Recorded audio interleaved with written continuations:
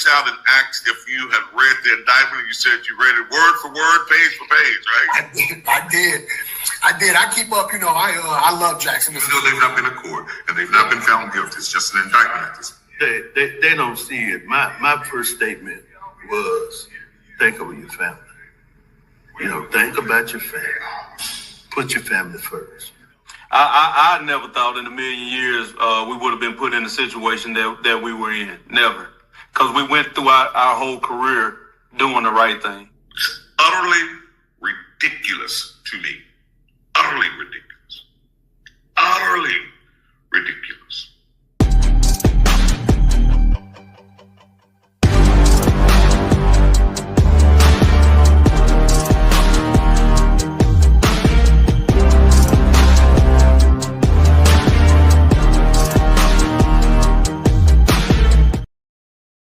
And good evening, everyone. Welcome to tonight's edition of the Othor Cain Show. I'm Othor Cain. Glad to have you aboard on this Tuesday evening. We'll give some more people an opportunity to get in the room. We're glad that you are here. It is open mic. We've not done open mic in a while. We thought that we would pull you into the live stream. You've got something pressing that you want to talk about, a hot topic that you want to talk about. We thought that we give you the opportunity to do that tonight. A couple of things that I want to bring up in Hot Topics, so we want to give you an opportunity to share with us as well. I hope you are all doing well. Man, there's a lot going on. I was just listening to a news piece. There was a killing near Old Kenton Road in Kenton Mart just a little while ago. So lots and lots and lots of stuff going on. Thank you for being here. Listen, as always, I've got to say thank you for your support, right? Thank you for your support. Don't stop. Every little bit helps us, right? Every little bit helps us. We're trying to do this thing bigger and better. You can scan that QR code there to show your support for us tonight. We appreciate it. No donation is too small. It absolutely helps us continue to tell our own story, to be in charge of our own narrative, and your support helps us to continue this work. And for that, we say thank you. So in addition to that QR code, you also can cash up us at $ Othor Cain. You can also, I just got this hooked up. I know I'm late to the party, but I don't even know how to pronounce it. Venmo, I guess is how you pronounce that. We just got that connected as well. So listen, there's so much to talk about. We've not had an opportunity to really unpack the Ward 1 race in Jackson. So I want to spend a little time talking about that just from an educational perspective. I think I won't spend a little time because I've not gotten all of the numbers. I've gotten backtrack. I have not cross-referenced all of the numbers, but we've gotten the numbers back, and they're telling, but we've not done as deep of a dive as we want to. So there are some things that I still can't answer, but that's where we'll start, right? And I also want to talk about Kirk Franklin and twerking, on the stage as well, as he always does. I want to spend a little time talking about that because I think I was a little taken aback at some of the things, some of the ways people support that, and to each his own. But I was a little taken aback by that. I just not necessary for me. Just unnecessary. Totally unnecessary. But listen, if you want to pop in and be on live with us, you got something on your mind, feel free to share with us, and we'll get you in and talk about it. But let's spend a little time just talking about this Ward 1 City Council race. So congratulations are in order to Ashby Foote. He won his re-election bid by 8 votes. By 8 votes. Everything that I thought about this municipal election turned out to be wrong. And I say wrong as it relates to the outcome. Paper clip. Let me put a paper clip there. As Mayor Lumumba winds down his final days as mayor of Jackson, I am going to offer some thoughts there as well about his leadership, his legacy, and all of that. So we'll get to that as he winds down. But Ward 1, Ashby Foot won by 8 votes, man, 8 votes. And if I am honest with you, I think one of the biggest lessons in this race is that people lie. I know that's not what you want to hear. Maybe it's not very popular, but people lie. People absolutely lie. But on the flip side of that, money talks. Money talks. Money absolutely talks. Money talks. People lie. Money talks. So what do you mean, Othor? What do you mean? People lie. Money talks. What do you mean, Othor Cain? What do you mean? People say one thing to you and do another. People say one thing and do completely opposite. Who would have thought the Ward 1 race would have been or would have ended in almost a virtual 3-way tie? Who would have thought that? Who would have thought that? Who would have thought that that race would end in an almost virtual 3-way tie? Ashby Foot won by 8 votes. The good news is, I think Ashby was put on notice because he had to work and fight, and he's not had a formidable opponent probably since he first ran and won city council, right? He's not had a formidable opponent probably since he first ran and won, in my mind. 8 votes, man, 8 votes. Now, people lie. People say one thing and vote another way. They say, I'm with you, I got you, and they vote another way. And I don't know how you stop that phenomenon. I don't know how you stop that phenomenon. People say one thing and vote another way. If I heard one time, I heard 50 times that Ashby is non-responsive. He only takes care of certain parts of the district. Business owners were disenchanted with him. I heard all of the things as if I was running, right? I heard all of the things. And so honestly, I thought that with both Grace and Jasmine in the race, honestly, I thought, and this is just me, this is why I said some of the things that I thought didn't pan out. So honestly, I thought that there would be a bigger divide between Ashby and Grace. I thought that there would be a bigger divide, and I say that only from the standpoint that they were going after a lot of the same voters. You know what I mean? They were going after a lot of the same. Hey, Mayor Lockley, how are you, sir? They were going after a lot of the same voters. And so I really thought that there would have been a larger split between the two of them. But I got to tell you that I think that Grace Green and Jasmine Barnes, I think that they ran stellar campaigns. I'm talking about absolutely stellar campaigns. They were very involved. They were on the ground, right? They really, really, really, really worked. J Bar, and that's one of my points. I look, you're reading my mind. J Bar says 2 apartment complexes on Ridgewood could have won Barnes' race, and it wouldn't have been close.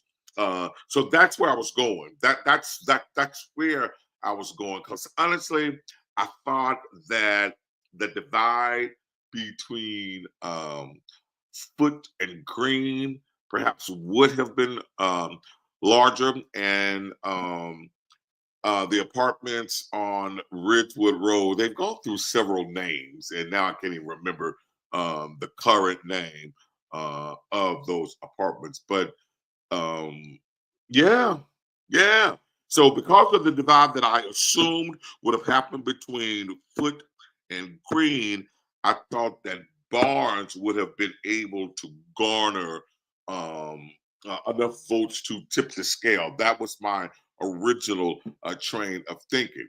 But here's what we have to factor in, and this is what we need to spend some time talking about. And I am honestly even willing to help lead a campaign around this. Oh, and I forgot to do my wine segment. I do have wine tonight, though. And honestly, I am trying to figure out how to do this campaign. But there really needs to be a campaign centered around voting where you live. We've got to address that. We've got to address voting where you live. There are so many people living in Ward 1, and it's not just renters, right? It's not just renters, it's homeowners as well.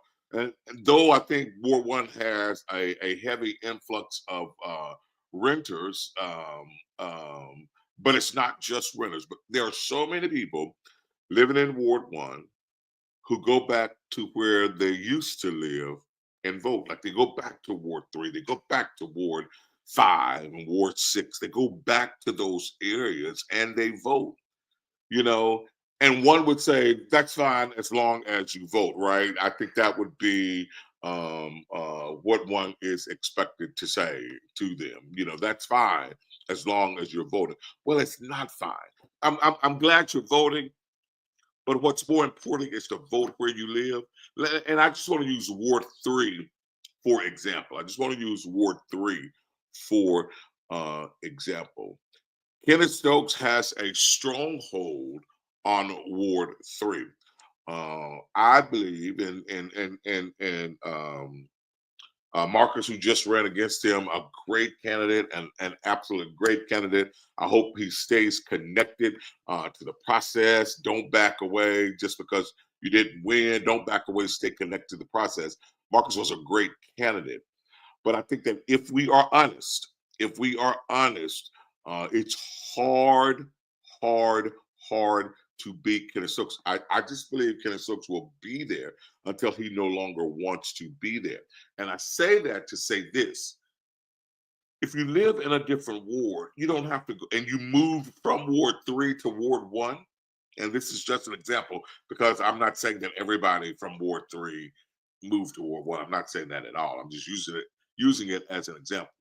My point is, though, if you move from Ward 3 to Ward 1, you need to change your voting precinct to Ward 1 because Kenneth Stokes is going to be there. And so he really does not need your help, right? He don't need you to drive back over there and vote for him because he's solid, he's committed, and he has it on lockdown. And that speaks volumes to who he is, good, bad, or indifferent, no matter what you think about him. It speaks volumes about who he is, right? And so we've got to teach our people, especially, to vote where you live.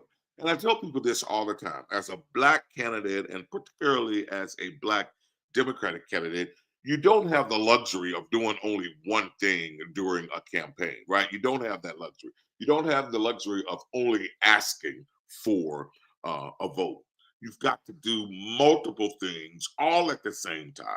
You got to do voter registration drives, right? You got to figure out how to get them to the polls. You got to remind them that it's election day. You got to educate them on why it's so important. So you don't have the luxury of doing only one thing. You don't have the luxury of just simply asking somebody to vote for you. You've got to do 5 or 6 things at the same time. Voter registration drives,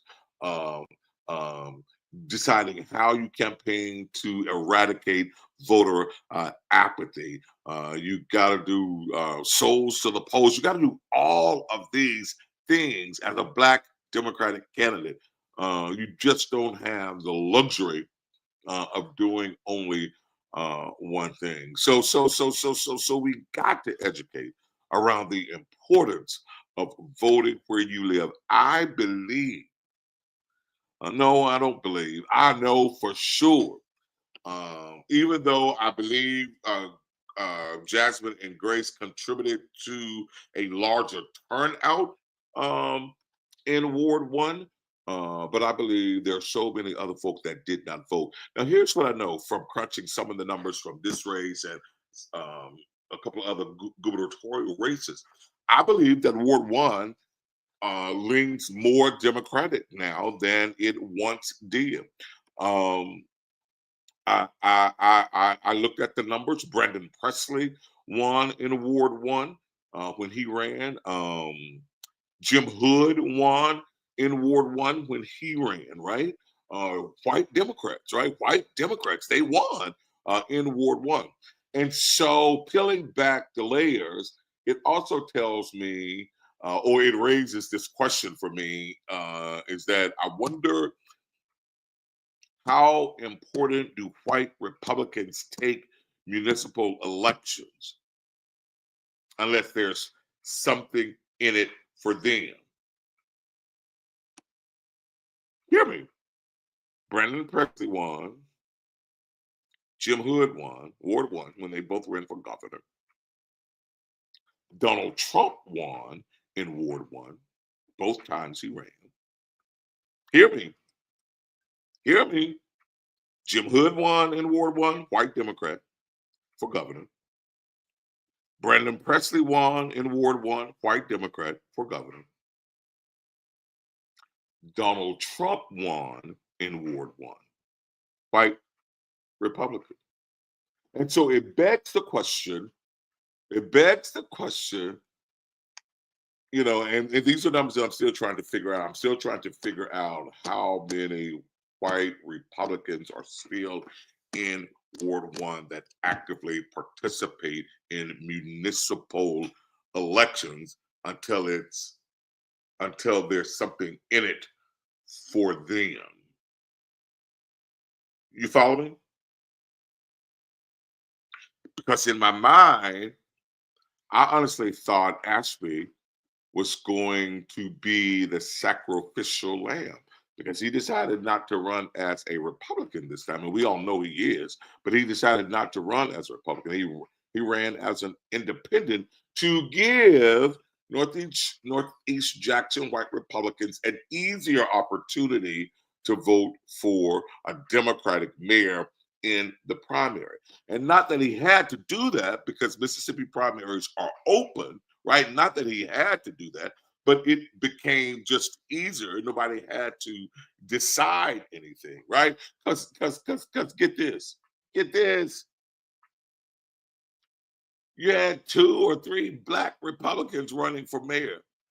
And I mean, no support. So I'm telling you, these numbers are telling. So you had at least 2 black males running as Republicans for mayor. If they got 600 votes between the 2 of them,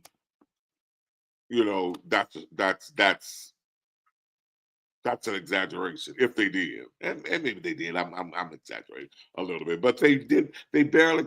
Neither one of them got 500 votes apiece. So let me just say that, right? But so between the 2 of them, Republicans, they didn't scratch the surface. So what does that tell us? Are white Republicans, Northeast Jackson white Republicans, vested in municipal elections on a regular basis or only when it benefits them? And I'm talking about just crunching the numbers, following the numbers. And so is it more telling that they're invested because Trump won, but our 2 white Democratic gubernatorial candidates won in Ward 1? And Ashby Foote wins again by 8 votes. Though he ran this time as an independent, he is a Republican. And he was clear about that. Don't be mistaken. I did this for this reason. But here's what I'm saying to you. I believe Ward 1 leans more Democratic now than it has in years past. I believe that. I believe that. And while in this general election a week or so ago, it was a virtual three-way tie. All three of them had 1,700 and something votes apiece. At one point, before the final outcome, at one point, there were 10 votes that separated Ashby Foote and Grace Green, 25 votes that separated Ashby Foote and Jasmine Barnes, and maybe 15 that separated Green and Barnes. So maybe 15 between Green and Barnes, 10 between Foote and Green, and 25 between Foote and Barnes. This tells me that we've got to get more people to the polls in Ward 1 and all over Jackson for that matter. Because here's what I would tell you, honestly. Here's what I would tell you. And you may think this is a stretch, but here's what I would tell you. Hinds County alone can decide who the next governor is. Really, if we would vote. If we would vote. Hinds County can decide that if we would vote. But we don't. I am telling you, there's so much collective power in our collective vote if we just did it, man. Like, I honestly believe Hinds County could have won the gubernatorial seat for Brandon Presley. I just really believe that. I just really believe that. And we all know the fiascos that took place, with our election commissioners in Hinds County. We all know that, right? But even outside of those mistakes, even outside of those unprofessional mistakes, had Hinds County voters voted, Brandon Presley would be governor. That's on us. That's on us. That's on us. The same holds true in Ward 1. I am of the belief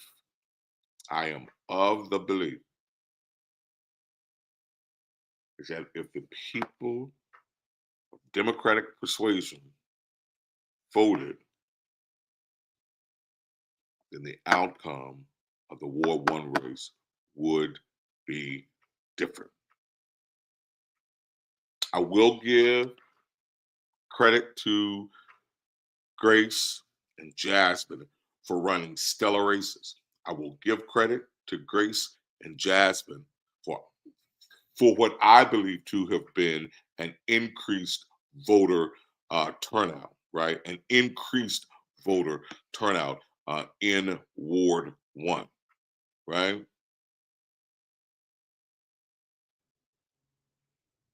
But we gotta get people to the polls. We do. Brandon can beat the Republican field. Chip, I think you might be right, man.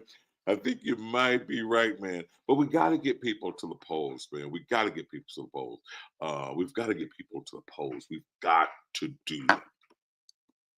And so I'm willing to lead some kind of campaign about the importance of voting where you live. We've got to do that. But kudos again to Grace Green, Jasmine Barnes. You ran amazing campaigns. I learned a lot, and there are more lessons to unpack from this Ward 1 race, and we will continue to take a stab at it once we cross-reference all of the numbers. Greg, I'm telling you, brother. I am telling you. I'm telling you. That's all I can say is that I am telling you. I am telling you. Uh, uh, they increased the turnout. They ran stellar campaigns. They have nothing to be ashamed of. I hope and pray that they stay connected to the work. I think what a lot of us are guilty of is when the outcome is not in our favor, we go away, and we retreat back to our old habits, ways of functioning, right? Instead of staying connected and engaged to the process. I think that's the fatal mistake that a lot of us make. We don't win, and it's not that they are and this is not just Grace or Jasper. This is anybody. It's not that they are crying or sucking it up. It's none of that. It's just that they just go back to their regular lives and they just don't stay, plugged in. Not that they're protesting or have something to prove. They just retreat back to their normal way of doing things. And so it's my prayer that they stay connected to the process over the course of these next 4 years. Just stay connected, man. And that way you don't have to start from scratch again if you decide to run again. Chip said, yeah, Chip, you are Chip said, except for him. Chip, so man, you are what do I call it? You are a professional candidate. You stay there, man. You stay and you go and you go and you go and you go. So yeah, you don't unplug, and that's a good thing. And I think people can learn a lot from you in terms of how you stay engaged. And I think that has to happen.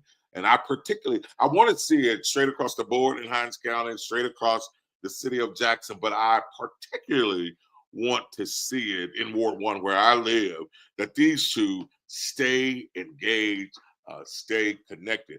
And again, that way you don't have to start over. You don't have to prove anything. You don't have to, spend any time trying to raise your profile or increase your name ID if you stay connected to the work, because you can work and you can serve without being elected, right? You can work, you can serve without being elected.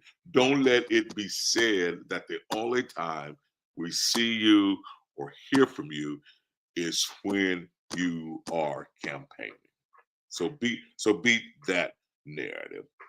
Greg says no one has taken the time to simply ask younger voters why they don't vote. I would submit that there are a ton of younger registered voters who simply don't have voting on their radar. We need to ask why and drill down on addressing that. So man, so I got mixed feelings about that. So first of all, I think that you are right? I think that you are 100% correct. But I think that what how do I say it? So yes. So yes to you, Greg. I think that you're right. And I think that responsibility is on the candidates to figure that piece out. But I also think so my pause and my hesitation is in addition to asking them why they don't and drilling down on that, I would submit to you that we've got to meet them where they are, right? We've got to go to them and ask and pull them in, right? Um, um, and I will say this: I'm hesitating because there's so much going on in my brain right now. So yes, we've got to meet them where they are, right? We got to meet them where they are. We can't campaign the traditional kind of way and think that we're going to get a younger demographic to the polls, right? We can't do that. We can't campaign the old, tired, traditional way. And here's where my struggle is. Here's where my rub is. Because yes, Grace and Jasmine spent a lot of time on social media, But I would ask, or for me, it begs the question: how effective was even that if you didn't do it, the right way, right? These young people get their news um, um, from TikTok, right? And it's easy for something to go viral on TikTok. So how many TikTok videos did we make, did the candidates make, and how engaged were they there? So we can't do the traditional kinds of advertising and political stomping for that younger demographic. And just because like my nieces and nephews says that I'm old as all get out, because while I do things on Twitter and while I do things on uh, Instagram, my strength is Facebook, and my nieces and nephews tell me all the time that I'm old, and um, uh, that's where my audience is. That's where my level of comfort is, because that's where those are my demographics, right? That's what my nieces and nephews tell me. So hiring, and I guess it was a long way to get to this. So hiring an effective social media manager that understands trends, algorithms, and all of these things, is important. I think it's just as important as hiring a traditional campaign manager. I think you need a social media manager. And Greg says, how do we make voting viral? That's a good question. But let me tell you something, and then then I'll move. Right, radio, billboard ads won't reach you. You're absolutely right, Karen. They won't reach you. Like all of that foolishness on WNPR, all of that ignorance and rhetoric. Young people ain't listening to that. They're not listening to that garbage at all. They're not listening to that garbage. It's not their cup of tea. But to Greg said, how do we make voting viral? I don't know. But here's what I do know that I thought was so freaking effective. And somebody, and I can't remember who shared it with me. Dr. Cormack shared it with me. Yes, Dr. Cormack shared this video with me. I don't know if the video went viral or not, but when I tell you powerful and effective, listen to this. In New York City, Andrew Cuomo is running for mayor. He used to be the governor of New York, but now he's running for mayor of New York City, right? And I know he has at least two other opponents. I don't know how many fully, but let me tell you the video that they made, and it is powerful. It is powerful. Those two guys that are running for the same office as Andrew Cuomo, they made a video together to denounce Cuomo, saying New Yorkers don't need more corruption in office. They endorsed, cross-referenced each other. They're running for the same office. One said, you go first. No, you go first. No, you go first. No, you go first. And it was so powerful. Yes, he had a scandal. And this is what the video was about, right? We don't need corruption at City Hall in New York. And these two guys cross-promoted each other. They cross-promoted each other. And I thought that was freaking powerful. And I should have sent that video to Dr. J, our producer, so that I could have played it here. I thought that was extremely, extremely powerful. Here you have two guys running for the same office, cross-promoting each other to say, we don't want this guy.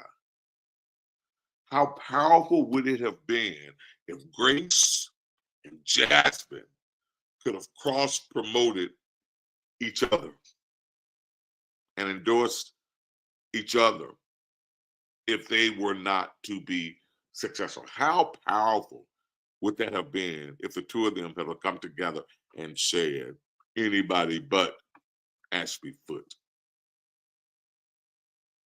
I thought it was very effective. I have no idea how to gauge the effectiveness of it on the ground. We did. We did. We did, Greg. I don't know how effective that commercial is on the ground in New York. I have no way of knowing that, but I do know how it resonated with me, and I do know that I said, "Oh my God, Greg and I talked about something just like this, right? Just like this." Because at the end of the day, Jasmine had a well thought out campaign strategy, pillars, and platform. So did Grace, right? And may the best woman win. It would have been powerful, and I do think that it would have increased the female voter turnout. And so, Greg, you and I talk a lot about the fact that I don't think we position ourselves enough to win. Right? You can have all these candidates, and all these folk can't win. I don't think we, as a party or group, I don't think we position ourselves strong enough to win. I think we position ourselves to be heard. We position ourselves to raise our name ID, but we don't position ourselves strong enough to win. I don't think we do that. I don't think we do that. Now, I think I saw a question. I think I saw a question. Somebody asked, were my thoughts on Zach? And I don't even know how you pronounce Zach's last name. What do you think about Zach's service? Service, I guess that's his name, and his campaign, pros and cons. Jeremy, man, that's a good question. And I just got to be honest, and this is just me. So this is just me. I got to be honest with you. I was not impressed with the kid at all. He never impressed me at all. Now he did some. I think Zach got 600 and some votes. I think so. He impressed some people, but I was just not impressed at all. He was not ready to be mayor. I could not take him serious. Go do your music, pursue your music career, or become a city employee and learn municipal government.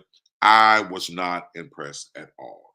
And having said that, let me say this: when he pulled the stunt, and I'm calling it a stunt because it's public records, right? Um, I'm calling it a stunt, but it's public record, right?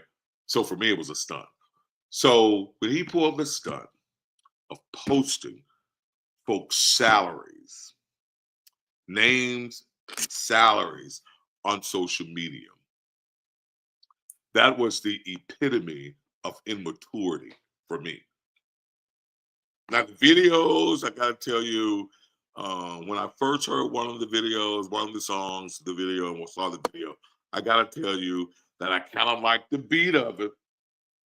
Thought it was childish, but I kind of liked the beat of it. And I was like, okay, this kid, is just trying to raise his ID, and that was a good move to raise his ID. Didn't necessarily like it, the video itself, but that beat, the swag to it, thought that was unique for him. But when he posted the names and the salaries of city employees on Facebook, I was totally done with him. Now, you got a lot of ignorant Black people that supported that, right?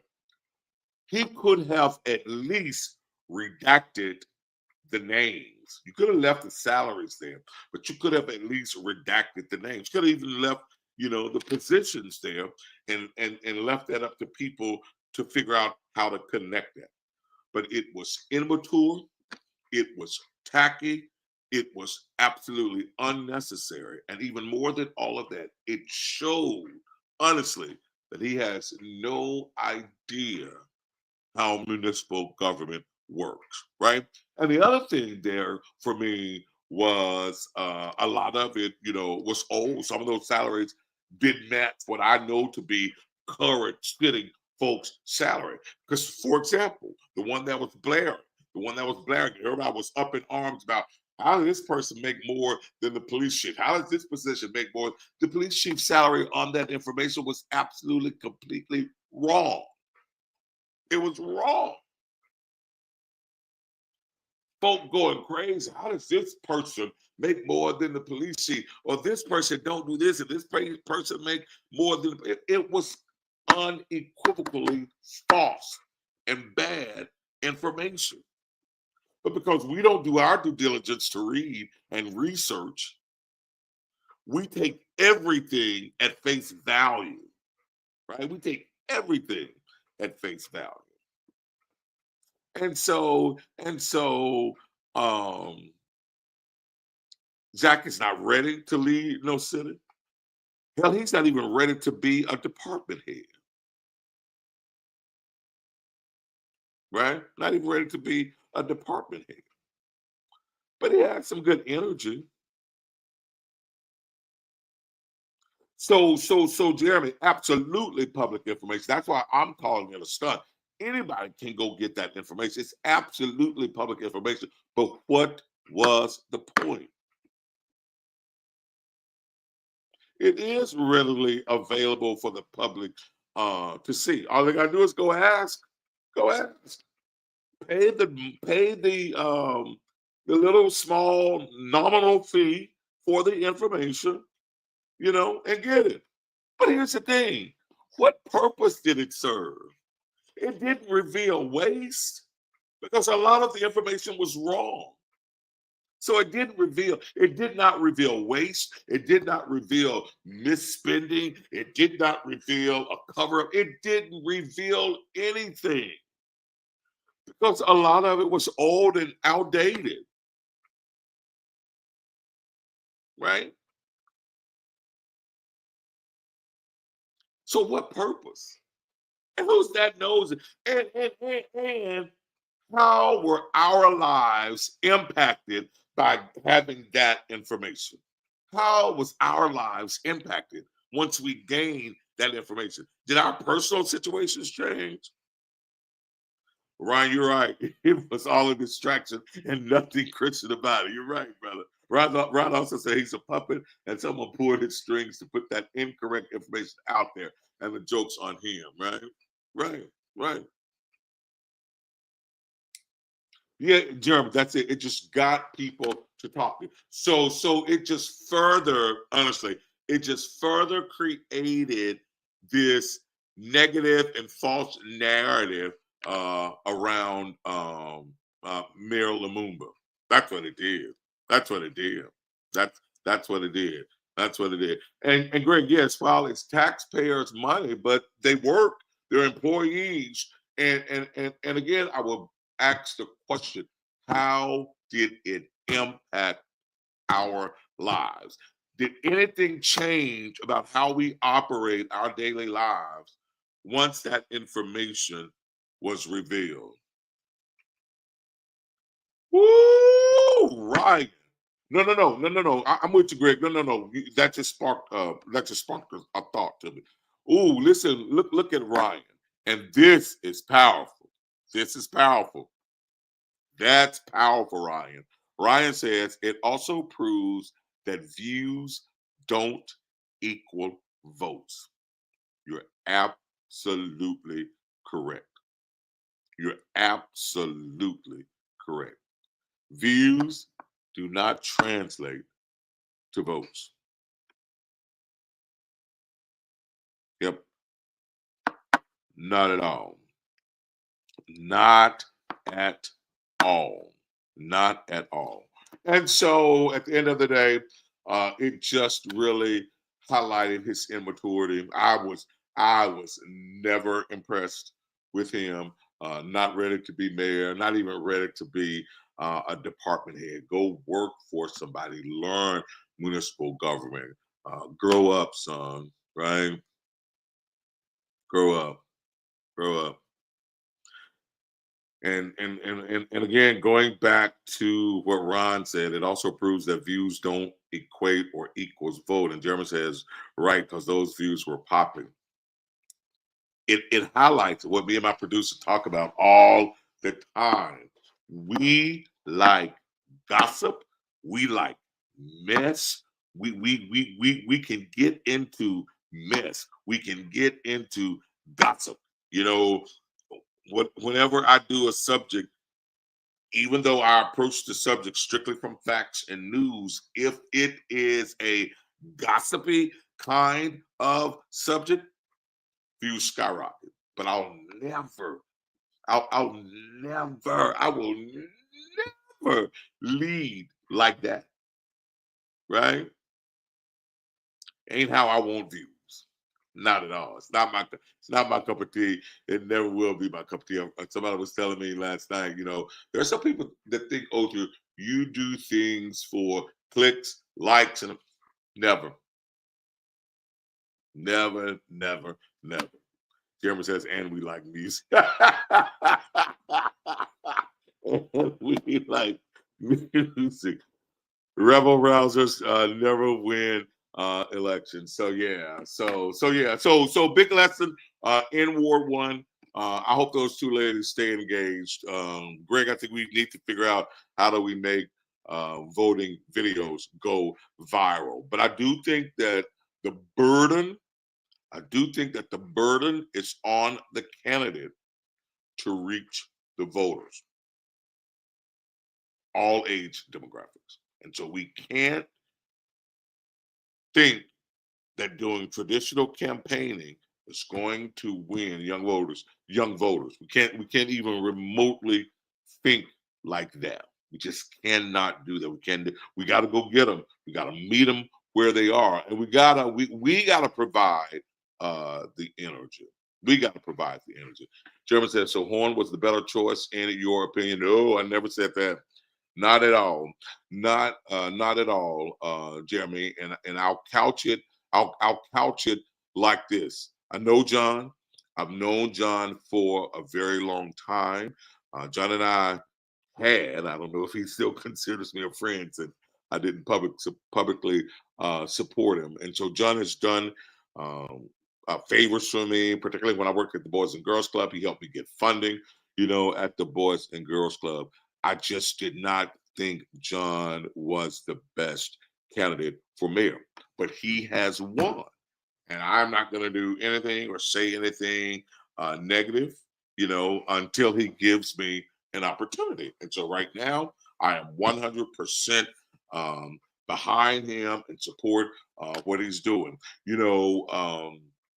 I could have been nitpicky with some of his transition team appointments, but I chose just not to discuss that. I chose to just lift up those that I thought were good, right, and were positive, and just chose not to say anything publicly or anything negative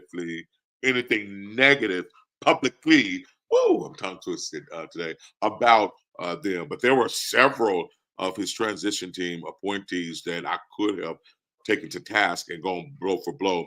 But this is not the time for that, right? It's not the time for that. This is a time to build consensus and give him the support that he needs to succeed until we can't support, right? Until we can't support. So he's the mayor, and we support him until we can't.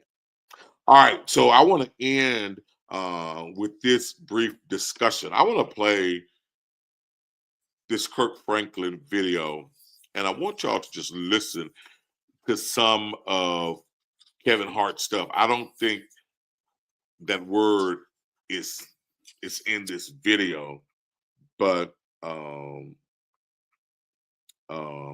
feel you, Jeremy. I feel you. I don't think that word that Kevin used for real is in this. I think they masked it a little bit. But I want to talk about Kirk Franklin and end the show on that. Take a listen. We live. They can't do shit about it. We live. We live. Kirk Franklin is in the building. Kirk, do me a favor when you get your award tonight. Don't come up here front twerking, okay? Yeah, don't come up here popping. Jesus, I know. Don't do it. Don't do it, Kirk. Put it away, Kirk. Put it away. We live.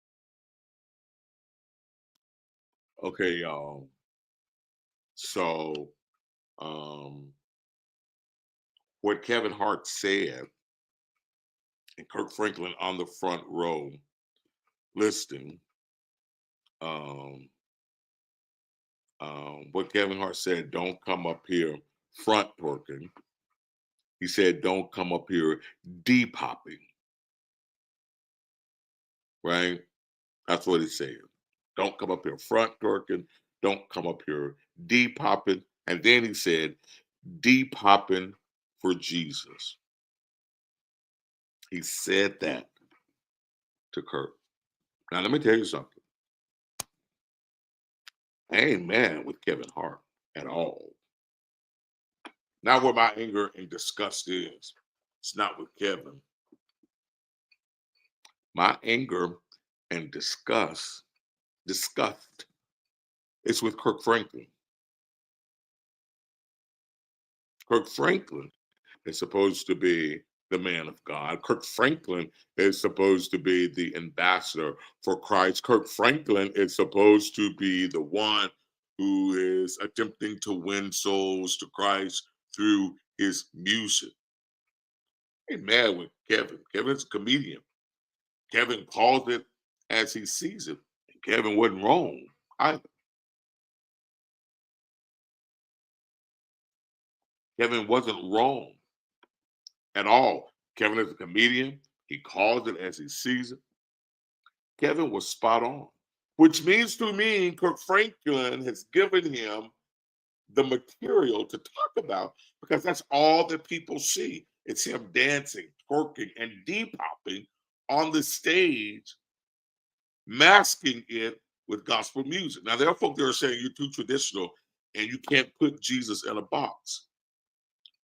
Well, first of all, Jesus don't fit in a box. And don't tell me that I'm going to miss Jesus by trying to put him in a box if I don't support the foolishness of Kirk Franklin. Tell me, can we play the video again?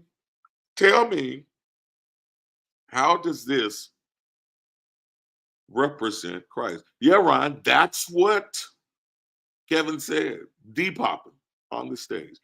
Tell me, what about this video makes you think Christ? We live. They can't do shit about it. We live. We live. Kirk Franklin is in the building. Kirk, do me a favor when you get your award tonight. Don't come up here front twerking, okay?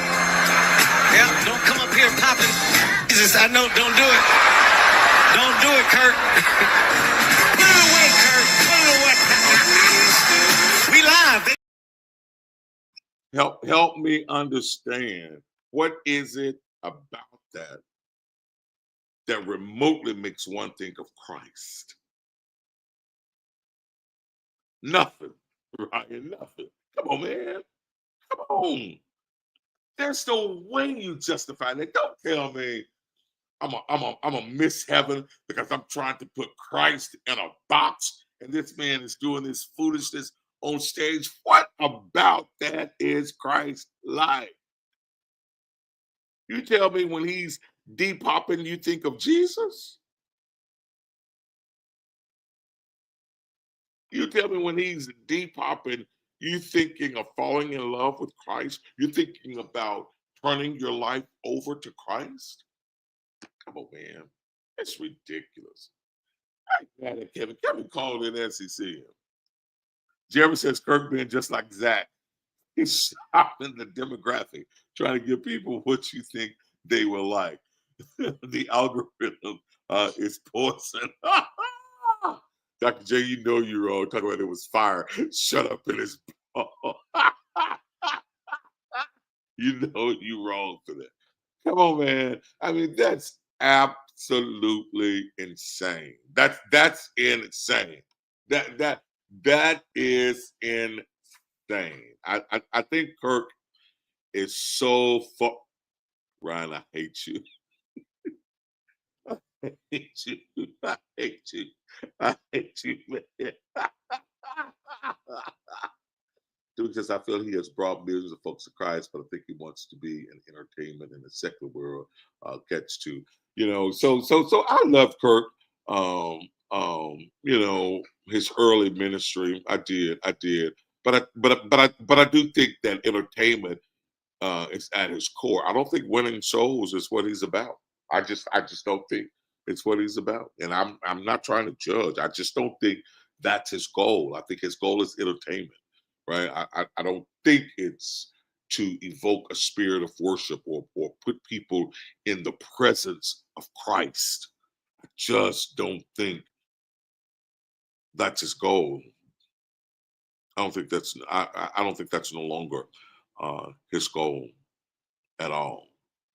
You know, now behold the Lamb with the family was pure worship. Was pure worship, right? That was pure worship. But I think that he's more engulfed on the entertainment side, and that's attractive to him. I think he needs to just give up gospel music. He said years ago, I saw an old video of a preacher saying what Kirk said early 90s, late 80s, that his goal was to um, bridge gospel, pop, secular music.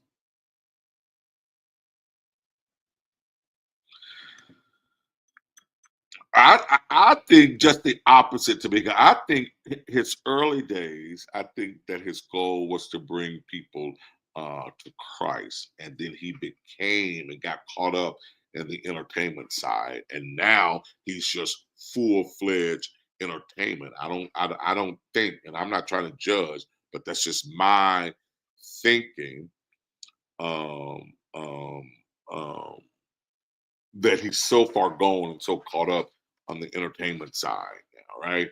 Yeah, Glorilla really won a gospel music award at the BET Awards, and Kirk Franklin walked her right up on that stage, you know. So I guess, you know, she could win. If Kirk can depop for Christ, she can win. So Ryan, I've not heard that. I saw clips. I didn't listen to the interview in its entirety. Ryan asked, "What do you think about Pastor Brian telling Cam Newton that he has pretty legs?" So I never heard him say that. I've not even heard a discussion around that until you just posted that. So now I need to go back and look at the interview. I saw just a clip, didn't listen, just saw the clip. Of Cam. I don't know if he was interviewing Pastor Brian or Pastor Brian was interviewing him, because I think they both have podcasts or something. I think. So now I need to go back and look at it. So I didn't hear that. I didn't hear that. Yeah, I think Kirk has gone down that road and he has gotten caught up there. I absolutely think that. I think that he's gotten caught up. And Ryan, I wonder, to your point though. Let me compare my class. I don't mean those to see. Correct. Um, right now, I got to go back and watch, because I would like to hear the context of that, right? Because I don't know, so I can't really say anything there. I can't. All right, guys. Listen, that's our show. I appreciate you guys. Thank you for your engagement tonight. Thanks for being here. Big lesson from the War One race, right? And we'll continue to unpack that in the days to come. Thanks so much for your support. Remember, you can catch up us at Othor Cain, Vimo at Othor Cain, to continue to support what I call our ministry here. All right. Appreciate you guys. Thanks for being with us. And quickly, just to talk about this wine, this is a red Zen.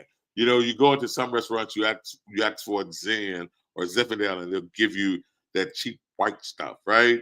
But this is a real red Zen. And if you know anything about wine, you don't even have to say, especially at places who have good selection of wines, you don't even have to say Zinfandel. You could just say, I would like a glass of Zen, and they know that it is red. So I got this one when I was in Destin at the wine festival. This is a Dry Creek Valley from Sonoma County, 2018, but it is called a Baca Zinfandel, and it's really good. It's a little dry, and I like dry Reds. It's a little dry, but it's very, very, very, very good. And so as we continue to wind it down on these shows, we always ask the question, what are you whining about? Have a good night, everybody. Thank you for joining us. We'll see you Thursday.